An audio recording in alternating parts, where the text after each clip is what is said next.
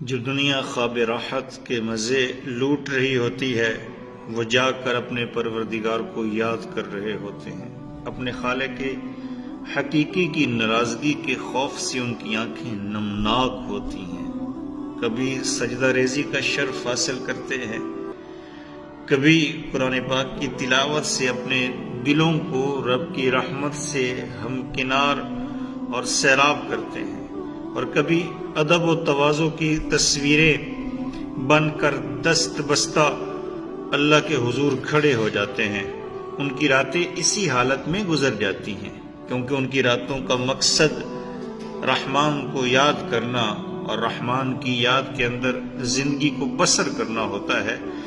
اسی لیے وہ اپنی نمناک آنکھوں سے رب سے اس کی رحمت طلب کرتے ہیں اور جہنم سے پناہ مانگتے ہیں اور جنت کے طالب ہیں۔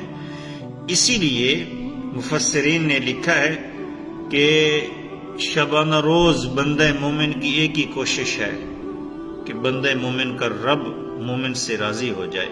جب بندہ مومن قبر سے اٹھے گا نا، تو قبر سے اٹھے گا تو ایک خوبصورت خوبرو انسان کی شکل کے اندر عمل اس کا استقبال کرے گا، اس کا جسم خوشبو سے مہک رہا ہوگا۔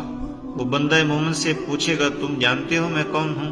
بندہ مومن کہے گا تیرا جسم خوبصورت ہے، مہک جو تیرے وجود سے آ رہی ہے وہ بڑی کمال کی ہے، تیرا لباس بڑا نفیس اور خوبصورت ہے، لیکن میں تجھے جانتا نہیں ہوں، تو کون ہے؟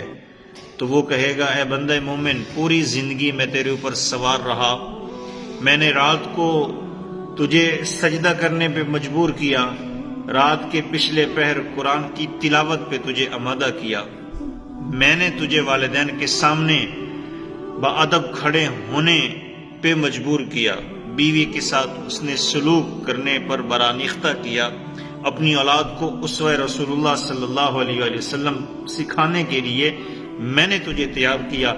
کبھی میں تجھے سجدہ ریزی پہ مجبور کرتا، کبھی تیری زبان کو قرآن کی تلاوت پہ میں آمادہ کرتا۔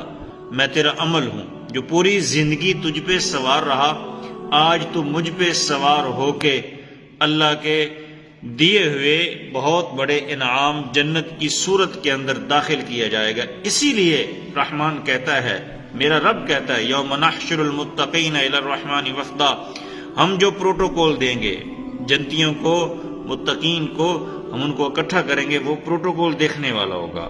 آج ہر نظر ان کے پروٹوکول پہ، ان کے نور پہ چدھیا جائے گی، ان کا نور ان کے آگے پیچھے ہوگا۔ اللہ تعالیٰ مجھے اور آپ کو سردیوں کی یہ جو طویل راتیں ہیں، سجدہ ریزی کے اندر، قرآن کی تلاوت کے اندر یا درود و سلام کے نغمات کے اندر گزارنے کی سعادت عطا فرمائے۔